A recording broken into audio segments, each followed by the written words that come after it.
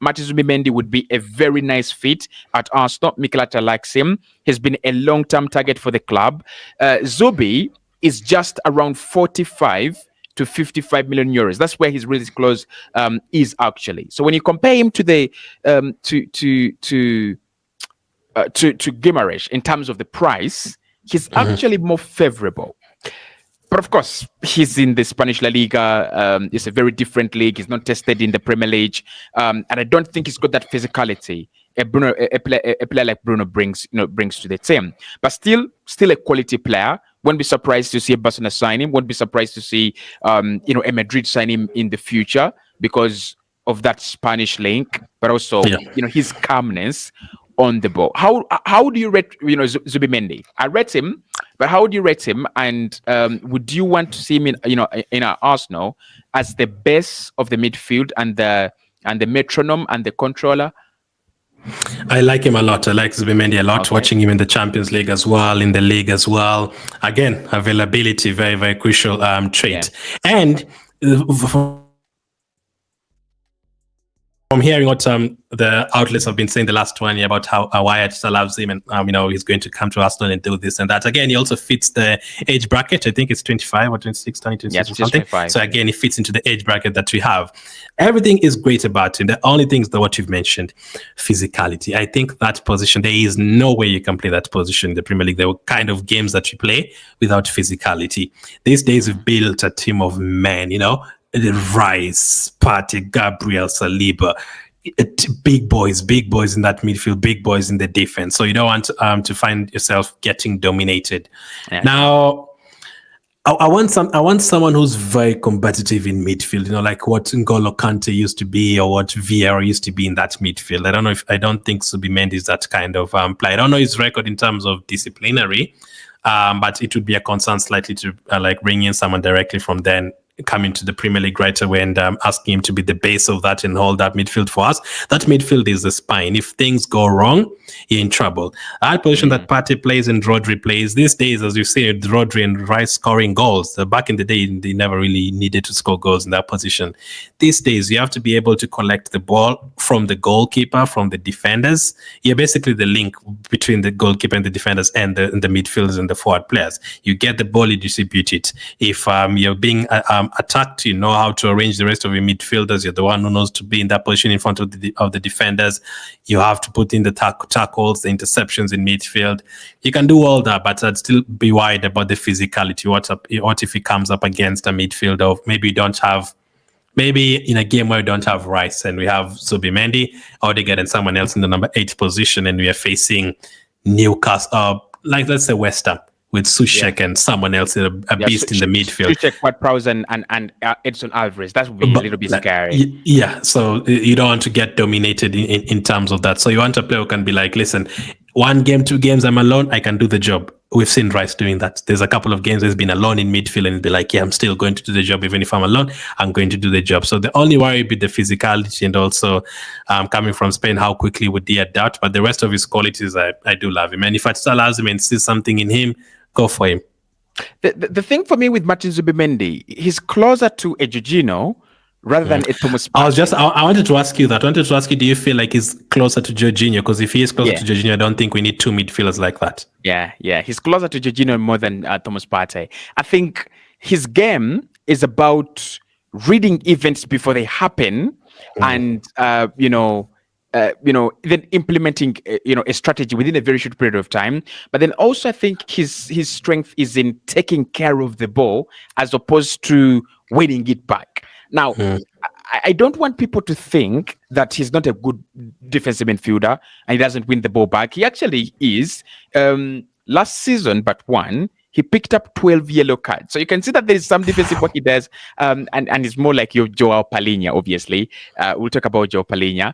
But I think it's more closer to a Jorginho. And I think Mikel Arteta, with what we have seen, he wants to dominate. He wants to bully. He doesn't want to, come out on top. He wants to bully teams. He wants to, dominate teams and suffocate them. So I think Martin Zubimendi, who is so good at, recycling the ball, would have a much better chance, at signing for Arsenal than for me than a player like Amadou Onana, because I think with Amadou Onana, he's a different kind. We'll talk about him and maybe, the likes of Yusuf Fofana. So, for me, again, I won't be surprised if Zubimendi gets to some point and is strongly linked with Arsenal in this summer. It might not happen because I've been told that he's one of the players that actually are waiting for Xabi Alonso, that he loves, Xabi Alonso a lot.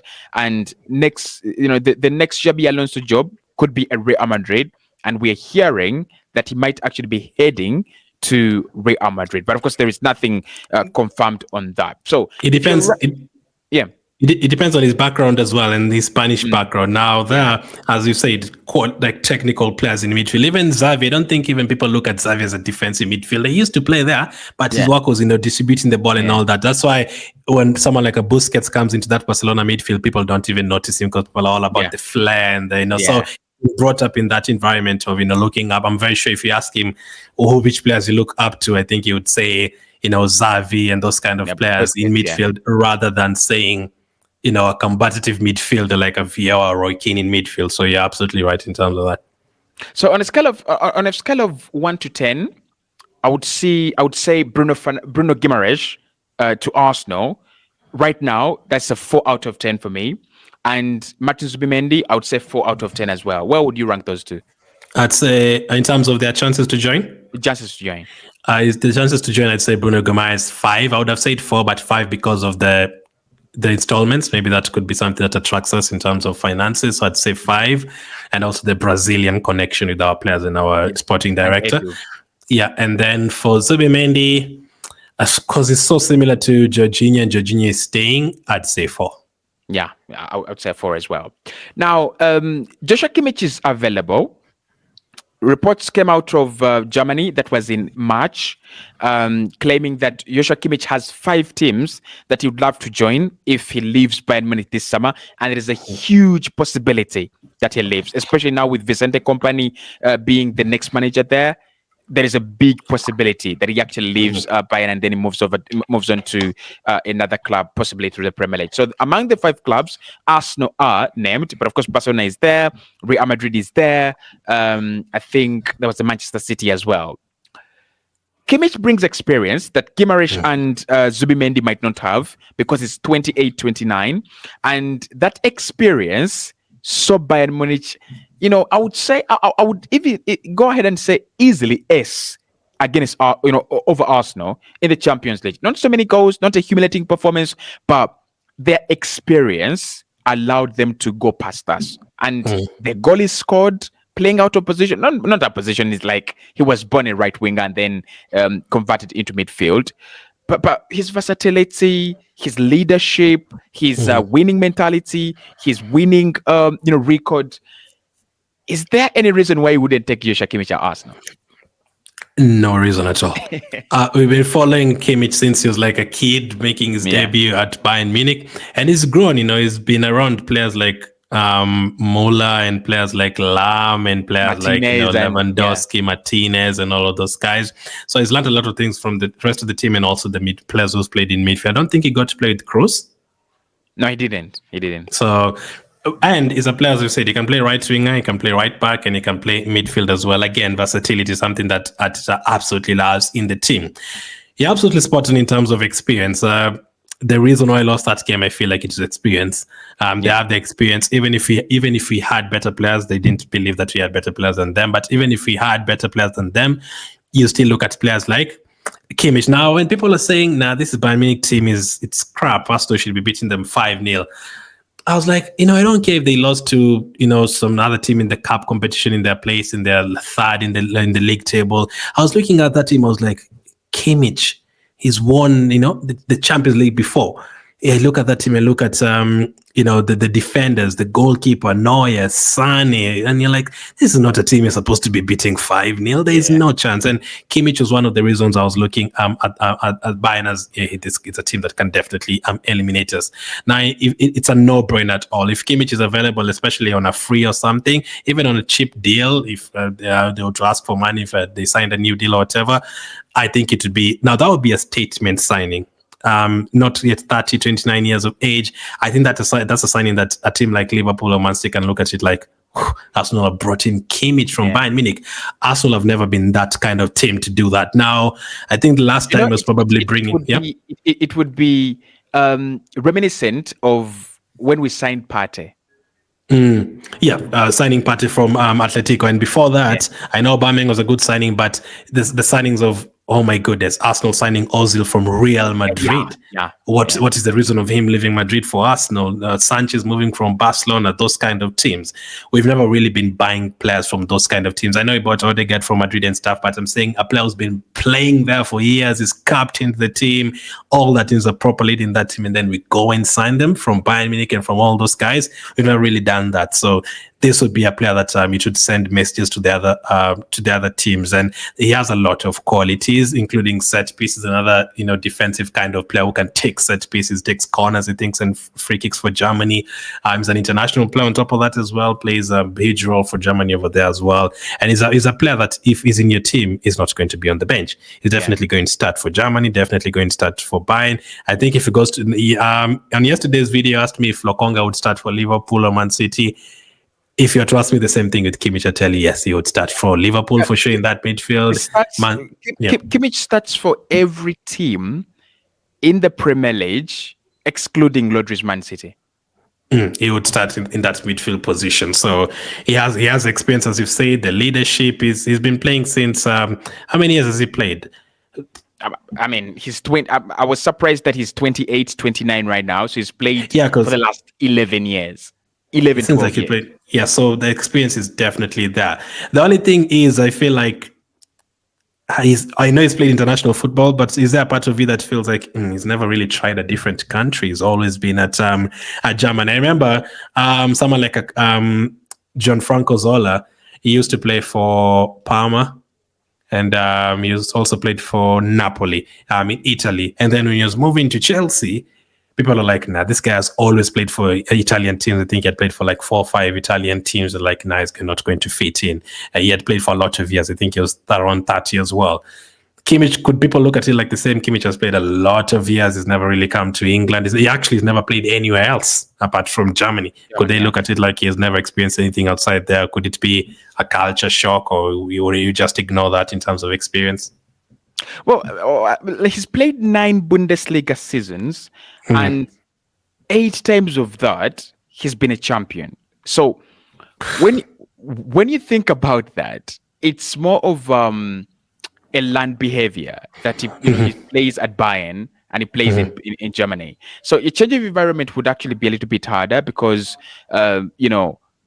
it means a lot to adapt to a new environment, especially when you've been at a club like Bayern that, seemingly it wins the league every single year, and seemingly it has to be in the Champions League every single year, and it has to at least go to the quarterfinals of the Champions League, every single year. But what I would say with Kimmich is, when you think about him and when you look at what he does as a player, if you surround him with the right minerals and the right resources, he's going to do it in every single system across the globe. I think he's just perfect for modern football. Just perfect for modern football. I mean, if you feel that way, I do agree. Okay, there's a part of me that feels you never know. Yeah. But signing a player like a Zubimendi, you'd know, okay, he's bringing the quality to the team. Fine, we could help us get across the line. But I think if you look at someone like a Kimmich, you'd be like, oh, this guy's gotten across the line so many times. This one is going to add experience. Is going to bring in the winning mentality even more to the team. I think it'd completely take it to the next level. And another thing I like as well is injury record. Not too many injuries. Availability is the best ability. So Kimmich, from those ones that you've spoken about, Kimmich, Zubimendi, and Bruno Guimaraes. If you're to ask me, I'd have Bruno Guimaraes, and then I'd have Bruno Guimaraes and then Kimmich and then Zubimendi. Actually, I would have Kimmich on top. I think he would be like a game changer. If we talk about ceiling raisers, if we talk about level raisers, Kimmich for me is a real level raiser. Like if I have Kimmich and I go against Tchouaméni, Bellingham, and say Valverde, I think I would feel confident because I have a 30-year-old guy there that can be a cheat code. Modric and Kroos have been a cheat code for Madrid for a long time. just because they know how the thing is done. They know the road, right? Yeah. They can close their eyes and can still navigate through. Yeah. Now, I don't have, we do not have, we are not linked with so many other very experienced players in the position. The rest of the players here are a little bit younger. But I'm intrigued for us to revisit the discussion on Amadou Onana. So Everton would be in a situation where they're willing to sell and listen to offers now. We know that, financially they're in that position. But when it comes to Amadou Onana, I am really confused with what he does, especially in light with what Arsenal need. Because for me, he's more like a traditional number 8, box to box, loves to drive. He's got those long legs. He's got those little cameos in midfield. I don't see him as a player that wants to be, to stay centrally disciplined, waiting for the likes of Odegaard to caress the ball and do whatever or everything with their stuff. I think he wants to be more involved, in every single pass that happens, rather than watch and predict what's going to happen when Arsenal drop the ball or when Arsenal need to switch play. So for me, he's a typical number 8, and he would be more of a downgrade, a massive downgrade on the number 6 in terms of winning the ball back, in terms of positioning, in terms of discipline and willingness to actually, work for the ball and win it back. So Amadou Onana, probably 50 million. Do you think that is the deal Arsenal should explore? I would not pay 50 million for Onana. Two key things that you've said. If you're looking for a number 6 from Everton, you might as well go for Idrissi Ganagay. He's the one who's an expert in that position. He wants to sit there and make tackles and make interceptions. Yeah. And the other key thing that you said is cameo. Now, if Onana was a cameo guy, 20 minutes, come on, bully, the other team, 20 minutes, 25 minutes here and there, no problem. You're signing him for 25 million, come to the midfield, you come off the bench, I would take him for 22 years of age. I would take him for that kind of price.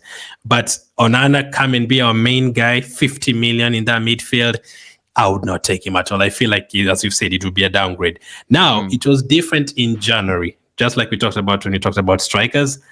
In January, if you had to ask me for Solanke, I was like, I was trying to see, I was convinced that those goals from Solanke, I was like, this is the next Thierry Henry. I was like, because I was desperate. I was desperate to get a strike. In January, you're also kind of desperate to get Onana. So you're like, okay, can we get a midfielder because Partey's out? Can we get a midfielder at right? At that time, no problem. These are the kind of signings Solanke and Onana that you would make in January if you feel like, okay, these guys can come and do the job for us for 4 months, but you might need to upgrade at the end of the season. Physicality, perfect. I remember there's the time they beat us 2 seasons ago and spoiled for us the title. I think it was February 1-0. 1-0, the header. I think it was Tarkowski. I don't remember who scored. Sean Dyche's first game at Everton. There's a part where he got the ball, Onana, and he just completely ran past Odegaard and someone else. I don't remember who it was. He just left them behind. Yeah. And I think maybe those were one of the games that Arteta looked at and he was like, nah, we need someone like a Declan Rice in that midfield to combat that, because we can't just get past like that. And I've also noticed over the last couple of years, Partey is not the best in terms of ball recovery. When someone passes him, he doesn't catch the player. He's gone. Like, he struggles a lot to get back. I don't think he has that pace to get back. Onana might have that, like the big legs, and he can have the power to get back.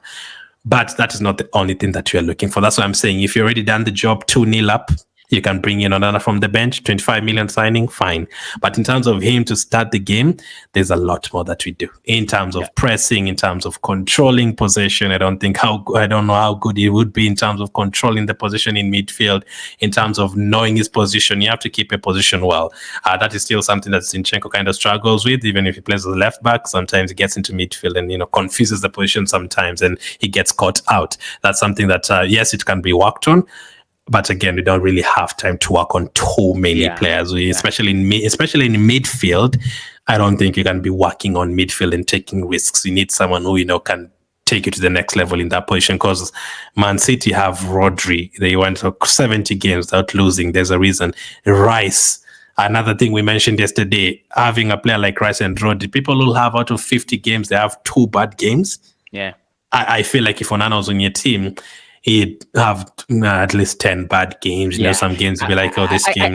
He's a player that I think you'd rather let the opportunity go. I mean, even if it's available, you can afford to let the opportunity go. Actually, I would see it in this way. Arsenal get Gimaresh and Newcastle get like Amadou Onana. I would see it in that way. If Newcastle can go and get a very good number 6, maybe if they can just look at this list, maybe go and get a Romeo Lavia from Chelsea, and then and Amadou Onana and maybe Sandro Tonali, that would be a very good midfield. But I wouldn't really say he's a fit for Arsenal. Also, in terms of the level he's been playing, now I know he's been playing in the Premier League. I know he plays for Belgium internationally. He's played a few games, but the level, I know Everton plays in the Premier League, but the level, the players we've talked about, Kimmich, World Cup, Champions League, level, always fighting for the top. Zubimendi has just come from a Champions League season in Real Sociedad. They're always fighting for top 5, top 4.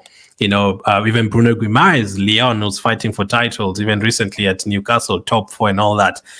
I don't think Onana's ever experienced that kind of level, because since he joined Everton, they've always been like 17, 18. So whatever it takes to keep them up could be different from what it takes to compete in the Champions League and compete in the league. So compared to the other players, all the other players are competing for things. And I think in terms of the level Onana's been playing at, it's a level of, can we get 30 points? Yeah. Now, another player that confuses me very much, and his style of play wants to look like Onana's, but he's a sensational bowler. Yusuf Fofana. He's played against Arsenal in the Emirates Cup. He bullied it. He absolutely bullied it. And he's got the engine. That is the word I wanted to get. He is got the engine. But where exactly do you see him? Is it 6? Is he an 8? Would you think? I mean, available for 25 million. Monaco are saying he's one of the players that are leaving. Would you consider him maybe? Now, from what I've seen, it's going to be cheap. Around, I think I saw 30 million euros or something. I think Arsenal and AC Milan want him. Both teams. Now, again, it's a very difficult one. Now, for him, I'm not going to talk about him like I did with Onana and Zubimendi and all those people, because I've watched them more. I rarely watch the French league, but from what I saw and from what I read and from what I wrote down, I liked the fact that like Onana, unlike Onana, he can score goals and assists. I think he had 8 goal contributions in the league, 4 goals and 4 assists. And another thing I loved about Yusuf Fofana is discipline. I looked at that and was like, 33 games, 3 yellow cards. I was like, this is great for a defensive midfielder who can also play a bit forward, a bit central midfielder there. I was like, this is great for in terms of discipline and stuff in that midfield. That it fits into our team in terms of that. But we are talking about statement signings. I think it's slightly better than Onana, but I'm asking myself. I think it's like a Jorginho in terms of positioning. I think it's almost strictly defensive midfielder. Sometimes you just want a player who's going to just do that job, just do that defensive midfielder. Because I remember when Man City had Fernandinho, the latter parts of his career, he's just coming on 30 minutes. He just knows his job. Central midfield, nothing else. You don't need to do anything else. Now, that could be our Fofana. He absolutely bullied us in the Emirates Cup. Yeah. And went to penalties, right? That game. I think we went all the way to penalties with them. I won that game. He scored the first deflection in the game. Like it was a couple of years ago. I can't remember the exact how the goal was, but for that kind of price, Onana, you said 50 million. I'm like, nah. If you can get Fofana for 30 million euros, I would get him. He's also played for France. Played for France, so a bit of experience there. And you've signed a couple of very good midfielders from France before and from those countries. So I wouldn't be top of my list at all. Now, a Fofana signing, as I said, I'm not an expert on him like the rest of the players that I watch on a regular basis. For Fofana, if we signed Joao Neves and you signed with Fofana as well, I'd be like, okay, this is good. This is now 60% and 40% or 100%. We have the option of getting a Bruno Guimaraes or Kimmich 100%. That does it, the one signing. But I feel like if you sign like a Fofana, you can get someone else. And I've also had people saying, people who watch the French league, that people are overrating him too much. So you also have to kind of listen to that. But he wouldn't really be my main signing. If it is like a second midfielder that you signed, he wouldn't be a main target as well for me. He wouldn't be the main target. Now, we both have players that we would love if Gimaresh doesn't sign, if we don't get Zubimendi, We all have players, and you've talked to me about Douglas Luiz. Again, another one that I think is closer to Jorginho. More game control, more midfield control, an accurate passer of the ball. What do you think? How much would you spend on him, and why do you think he would be a perfect midfield controller for us? Every time Kamara and Douglas Luiz missed a game, Aston Villa fans were crying. Yeah, they beat us without Douglas Luiz, and I saw the Aston Villa fans in the previews. Aston Villa fans were saying we don't have Douglas Luiz. Odegaard is going to do all the work. He's going to have a lot of space. Now that indicates that they feel like he can do a defensive job, especially man marking. Sorry. He can do that job. So yes, you're right. In terms of this guy can score from corners directly. So in terms of assists and scoring and passing the ball here and there, penalty taking and all that, he is very, very good. But I feel like he has a bit of defensive qualities as well in midfield. Again, the perfect age, 25, 26, the perfect age in our team. He's played in the Premier League before, and I think he fits into our team. The thing is, we need to strike a balance. Either we have, if we sign Zubimendi and you also sign Fofana, you have one who's technically gifted, another one who's competitive. Fine. That's what we have right now. We have a mixture. You have Partey who's going to just deal with everything in midfield. Jorginho can pass the ball, and Rice who can do a bit of both. That's a good balance. Now, in terms of Douglas Luiz, I feel like he can balance it, and he can also play as a number 8. He can surprise the opponent in terms of positioning of the midfielders, and I think it would work for us. I absolutely love him. I wanted us to get him the time you're linked with him. I think it was 2 seasons ago. Yeah, that was the summer of 2022. The time there was leaked photos of him coming out of his house with this car, and all of Arsenal fans were like, it looks like his guy. I don't know how we missed him. I think that was the same summer where we were crazy about Yuri Tillemans. Yeah, that's the one. That's the time I wanted him, because I feel like he's made a huge impact in that Aston Villa team. I think as go as far as saying without Douglas Luiz in that team this season, they don't make top 4. Yeah, so I think he's had an impact. Especially his earlier run contributions, and I think at some point I had him in my FPL team at some point. Yeah, because we can do attacking things as well quite easily. So for me, Douglas Luiz, I would definitely take it now. 2 seasons ago, I think around 2021, I did a video for, dream signings from every single team. Declan Rice was my dream signing from West Ham, by the way. I need to get that one in. We finally got him. I didn't know you're going to get him 3 years later. Trossard was my dream signing from Brighton, and we also got him. My dream signing from Aston Villa was McGinn. I used to love McGinn. I was like, this guy, like just a bully in midfield, he can go forward a few times and score goals. But later I came to realize there's some deficiencies here. There's some things he can't do, and, a bit slow in some situations. Douglas Luiz, I think, would do the job for us. Now, if you had to put him on the list with Kimmich and Bruno Guimaraes, I'd still probably take Kimmich and Bruno Guimaraes ahead. I would have Douglas Luiz on the same level as Bruno Guimaraes in terms of that. But how much would I pay for him? I'd say 50 million. 50 million? Yeah, that's I wouldn't accept it. Obviously, I wouldn't accept, Yeah, obviously, Villa are not going to sell him because of the FA Champions League. Personally, my choice, if we got none of Guimaraes and Zubimendi and Kimmich, would be João Neves. I like João Neves. I think he's a smart kid. I think he's one of those signings one of those players that just crop up on the transfer market, and you never ever see him again. What a time for him to come on the market, with Rodri also still on the rise as well, because Rodri is just like 29, 30, I don't know. I think it's going to be there for the next 4 years. So Man City might not actually want to jump onto a João Neves right now. If Arsenal could, I think he would be a sensational strike, a sensational. Speaking of Man City, I think Luiz has actually played for Man City before. Yeah, Douglas was. I think used to be. He's been linked with City, by the way. He's been linked. Yeah, I think he's a player that would take very quickly. Yeah, sure. Now, these ones, I just want you to let me know your thoughts on them a little bit as we wrap up. Manuel Locatelli. We were linked to him 4 years ago, not now. Ever since, I think did he reject us? You think he rejected us? Yeah, he rejected us from Sassuolo to move to Juventus. I think that was after the Euros. You're linked to him and you're watching him at the Euros. Nah, I wouldn't take him now. Okay. Adrian Rabiot.